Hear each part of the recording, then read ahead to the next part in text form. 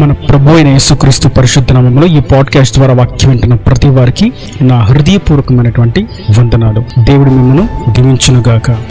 సమూయేలు మొదటి గ్రంథము 30వ అధ్యాయము 24వ వచనం 2వ వరుస. యుద్ధమునకు పోయిన వాని భాగమెంతో సామాను నొద్ద నిలిచిన వాని భాగము అంతే. చదివినటువంటి వాక్య భాగంలో దావీదు తనతో ఉన్నటువంటి జనులతో ఒక మాట చెప్తున్నాడు.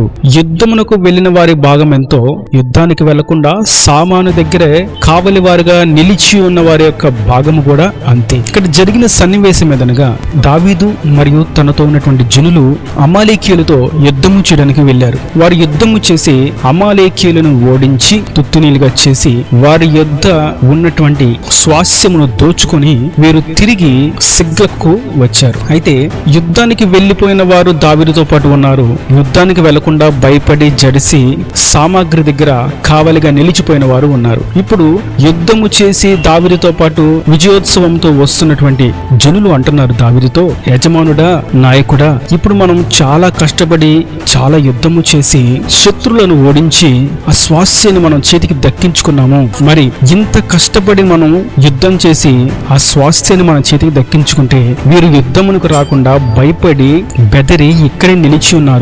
వీరికి మనం స్వాస్యం దీంట్లో పంచి ఇవ్వవలసిన అక్కరలేదు, ఇది అంతా పూర్తిగా మనకి మాత్రమే అని అంటూ ఉన్నారు. ఆ సందర్భంలో దావీదు అంటున్నాడు, మీరు చెప్పినది ఎవరు ఒప్పుకుందరు? యుద్ధమునకు పోయిన వాని భాగమేంతో సామాను వద్ద నిలిచిన వాని భాగము అంతే అని వాడుక మాట అందరూ సమానముగానే పాలు పంచుకుందరు కదా. దావీదు స్వార్థపూరితంగా నేను ఒక అధికారిని, నేను వీళ్ళ మీద ఆధిపత్యాన్ని చలాయిస్తున్నాను అని అజ్ఞానంగా బుద్ధిహీనంగా ఏమాత్రము అజమాయిషి చలాయించక మాట్లాడక దావీదు శ్రేష్టమైనటువంటి ఒక మాటను మాట్లాడుతున్నాడు. యుద్ధానికి వచ్చినా యుద్ధానికి రాకపోయినా యుద్ధం కొరకు ప్రయాసపడినటువంటి ప్రతి వానికి సమాన భాగం ఉంటుంది అని శ్రేష్టమైనటువంటి ఒక మాటను గుర్తు చేశాడు. నిజానికి దావీదు పలికినటువంటి మాట అది దావీదు పలికినటువంటి మాట కాదు, తన పితరులు చెప్పినటువంటి మాటను తను జాగ్రత్తగా గుర్తించాడు, జాగ్రత్తగా గమనించాడు. ఎక్కడి నుంచి గమనించాడు?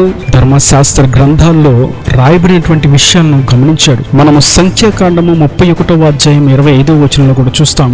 25, 26, 27 వచనాల్లో మరియు యెహోవా మోషేకు ఇలాగు సెలవిచ్చెను, నీవును యాజకుడైన ఎలియాజరును సమాజం యొక్క పితరుల కుటుంబంలో ప్రధానులను మనుష్యులలోనేమి పశువులలోనేమి చెరపట్టబడిన దోపుడు సొమ్ము మొత్తమును లెక్కించి 2 భాగములుగా చేసి యుద్ధమునకు పూనుకొని సేనగా బయలుదేరిన వారికి సగమును సర్వ సమాజమునకు సగమును పంచిపెట్టవలెను. ఇక్కడ జరిగిన విషయం ఏదనగా ఇజ్రాయేలీలు మిద్యానీయులతో యుద్ధానికి వెళ్లారు. అక్కడ యుద్ధము చేసి వారిని ఓడించి దోపుడు సొమ్మును మీరు ఎలా పంచుకోవాలి అనగా యుద్ధం చేసిన వారు సగము మరియు సర్వ సమాజంలో ఉన్నవారు సగమును సమానంగా పంచుకోవాలని సాక్షాత్తు ప్రభువే మోషేకు సెలవిచ్చాడు. ఈ మాటను దావీదు జాగ్రత్తగా గమనించాడు. నిజమే, ప్రతి మాట చదువుకుంటూ వెళ్ళిపోవటం మటుకు కాదు, గాని అది మన ఆధ్యాత్మిక ఆత్మీయ స్థితికి, మన దైనందిన జీవితానికి ఆ మాటలు ఎంతవరకు ప్రభావవంతంగా ఉపయోగార్థంగా ఉంటున్నాయి అనేది మనము చాలా గమనించుకుంటూ ఉండాలి. చిన్న మాటే, మీరు సమానంగా పంచుకోండి అన్నటువంటి మాటను దావీదు జాగ్రత్తగా గుర్తుపెట్టుకున్నాడు. చదువుకుంటూ వెళ్ళిపోలేదు, విని వదిలిపెట్టలేదు. దానిలో ఉన్నటువంటి భావాన్ని, లోతైనటువంటి విషయాన్ని, తాత్పర్యాన్ని జాగ్రత్తగా గమనించి దావీదు తన జీవితంలో అటువంటి పరిస్థితి ఎదురైనప్పుడు దానిని సరైనటువంటి సమయంలో ఉపయోగించాడు. మరియు మనం యెహోషువ గ్రంథం 22వ అధ్యాయం 8వ వచనంలో కూడా చూస్తాం. మీరు మిక్కిలి కలిమి గలవారే అతి విస్తారమైన పశువులతోనూ వెండితోనూ బంగారముతోనూ ఎత్తడితోనూ ఇనుముతోనూ అతి విస్తారమైన వస్త్రములతోనూ తిరిగి మీ నివాసమునకు వెలుచున్నారు. మీ శత్రుల దోపుడు సొమ్మును మీరును మీ సహోదరులను కలిసి పంచుకోండి. ఇక్కడ జరిగినటువంటి విషయం, ఇజ్రాయేలీలు యోర్దాను దాటి అవతల ఉన్నటువంటి కనానీయులను ఓడించి వారి స్వాస్యాన్ని అంతా చేజిక్కించుకొని ఆ దోపుడు సొమ్మును మీరు అందరూ సమానంగా పంచుకోవాలి అని చెప్తున్నాడు.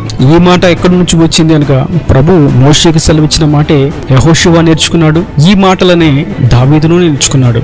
నేడు మనము సైతం అవే మాటలను నేర్చుకున్న బద్దులమై ఉన్నాము. దేవుని కొరకు ఎంతో గొప్పగా ఏదో చెయ్యాలి అని అనుకునే దానికంటే దేవుని కొరకు మన దగ్గర ఉన్నదానిని, చిన్న పనిని ఆయన కొరకు చేసినట్లయితే గొప్ప పనికి వచ్చేటువంటి ప్రతిఫలమే చిన్న పనికి ఆయన ఇస్తాడు. మైకులు పట్టుకొని ఆరాధన చేస్తూ పాటలు పాడుతూ నడిపించేదానికి మరియు సాక్ష్యం చెప్పేదానికి మరియు సంఘ పెద్దలుగా ఉండేదానికి, మరియు సంఘంలో ఉన్నటువంటి అనేకమైనటువంటి తదితర పనులు చేయడానికి, మరియు ఆలయాన్ని శుభ్రము చేయడానికి, చిన్న చిన్న పనులు చేస్తూ వస్తువులను చక్కగా అమర్చడానికి, చిన్న చిన్న పనులు చేయడానికి పూనుకున్న వారికి అందరికీ కూడా ప్రతిఫలం ఒకటే ఇస్తాడు ప్రభు.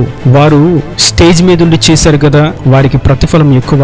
వీరు స్టేజ్ కింద చేశారు కదా, వీరు వంట దగ్గర పని చేశారు కదా, వీరు శుభ్రపరిచే వాళ్ళు కదా, వీళ్ళు లైటింగ్ పెట్టేవాళ్ళు కదా, వీళ్ళకి పాడడం రాదు కదా, వీళ్ళకి ఈ పని రాదు కదా, ఆ పని రాదు కదా, వీరికి చిన్న పని వచ్చు కదా అని ప్రభు ఎక్కడ వ్యత్యాసము చూపించలేదు. తన జనులకు కూడా అదే ఆజ్ఞాపించాడు, మీరు అందరూ సమానముగా పంచుకునుడి అని. అందుకే వాక్యం సెలవిస్తుంది, నేటి దినాన యుద్ధమునకు పోయిన వారి భాగం ఎంతో, సమాగ్రి యుద్ధ కావలి ఉన్న వారి యొక్క భాగము కూడా అంతే.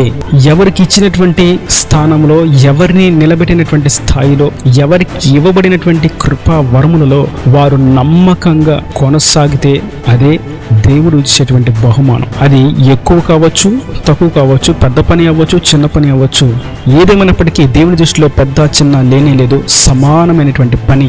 అది వారి యొక్క జ్ఞానశీలతను బట్టి, వారి యొక్క పరిజ్ఞానాన్ని బట్టి, వారి యొక్క సామర్థ్యతను కొలది వారికి అనుగ్రహించబడినటువంటి పని. ఎవరికైనా దేవుడు ఎంతవరకు ఇస్తే అంతవరకు చేయడమే, ఆ పరిధిలోనే వారు నిలబడడమే మేలు. దానికి ప్రతిఫలం ఖచ్చితంగా ప్రభు సమానంగా ఇస్తాడు. మేము వంట చేసుకుంటాం, ఎవరికి కనిపించం, మేము చేసిన పని ఎవరికి తెలియదు అని కొందరు అనుకుంటూ ఉంటారు. కొందరు నేను శుభ్రపరిచి ఆలయాన్ని శుభ్రంగా ఉంచి అలంకరించాను, ఈ పని ఎవరికి తెలియదు. కొందరు సేవకులతో సహవాసం చేస్తూ పరిచయకు కావాల్సినటువంటి సంఘంలో చిన్న చిన్న పనులు చేస్తూ, నేను చేసే పనులు చిన్నవి, ఇవి ఎవరికి తెలియదు అని అనుకుంటూ ఉంటారు. కానీ సర్వమును సృజించిన వాడు, సర్వస్వమును చూస్తున్నవాడు, సర్వాంతర్యామి, సమస్తమును ఎరిగిన వాడు, ఆయనకు మరుగు ఉన్నది ఏదీ లేనే లేదు. అందరికీ కనిపించే విధంగా బాహాటంగా పని చేసినప్పటికీ, ఆ పని వలన అందరికీ వీరు గొప్పగా కనిపించినప్పటికీ, మనుషుల యొద్ద నుండి కాదు వచ్చేది బహుమానం, ప్రభు యొద్ద నుండి వస్తుంది బహుమానం.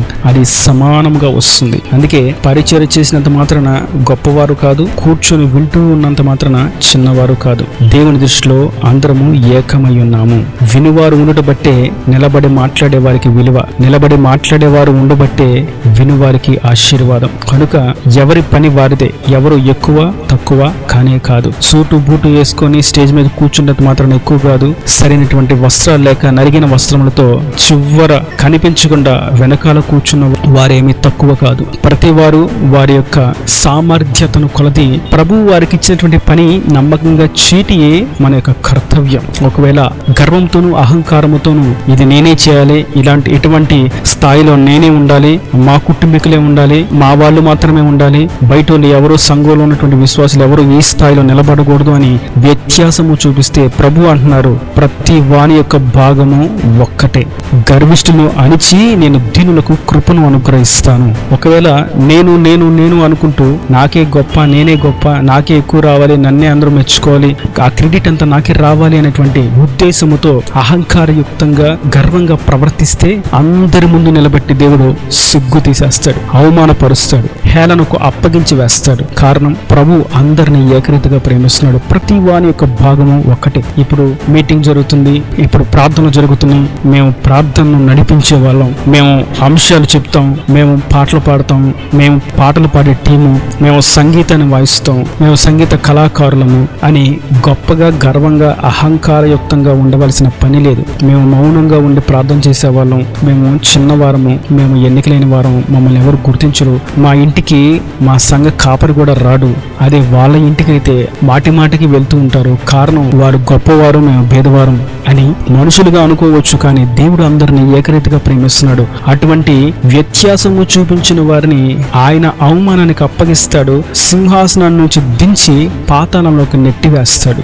కారణం ఆయన అందరినీ ఏకరీతిగా ప్రేమిస్తున్నాడు. తనను నమ్ముకుని, తనను ఆశ్రయించి, తన సత్య మార్గంలో, జీవ మార్గంలో నడుస్తున్న వారు సైతం అదే ప్రేమ కలిగి అందరినీ ఏకరీతిగా ప్రేమిస్తూ ఉండాలని ఆయన కోరుకుంటూ ఉన్నాడు. కనుక ఈ వాక్యం వింటున్నటువంటి ప్రియులారా, మీరు చేసినటువంటి పనికి భాగము దేవుడిస్తాడు. ఆ భాగ్యము ప్రభు యొద్ద నుండి మాత్రమే మీకు చేరుతుంది. ప్రభు మీ పనిని మర్చిపోలేదు. మీరు చేస్తున్నటువంటి చిన్న పనైనా ఆయన మర్చిపోడు. నేను ఎప్పుడు చెప్తూ ఉంటాను, దేవుని పని కొరకు ఒక చిన్న చీపురు పొలను తీసి పక్కన పెట్టినా సరే ప్రభు దాన్ని ప్రతిఫలాన్ని నిశ్చయంగా వారికి అనుగ్రహిస్తాడు. ప్రభు కూడా అంటారు, మీరు చిన్న పాత్రలో చల్లటి నీళ్లు నా పేరిట ఉన్న వారికి మీరు ఇస్తే దాని ప్రతిఫలాన్ని మీరు ఖచ్చితంగా పొందుకుంటారని చాలా తేటగా ప్రభు సెలవిస్తుండగా, మన కష్టానికి ప్రయాసకు ప్రతిఫలాన్ని ప్రభువు సమానంగా ఇస్తాడు. ఈనా దేవుని మాటలు ప్రతి వాని హృదయంలో నిరకట్టి ఫలింపచేయను గాక. ఆమేన్. God bless you. తల వంచి కన్నులు మూసేటైతే మీ కొరకు చిన్న ప్రార్థన. ప్రేమ స్వరూపి కరుణ కటాక్షం గలతంటే నా ప్రభు ఈ వాక్యమైన ప్రతి ఒక్క బిడ్డను కృపతో జ్ఞాపకం చేసుకుని ఉండాలిగా దీవించండి. యుద్ధమునకు వెళ్ళిన వారి యొక్క భాగం ఎంతో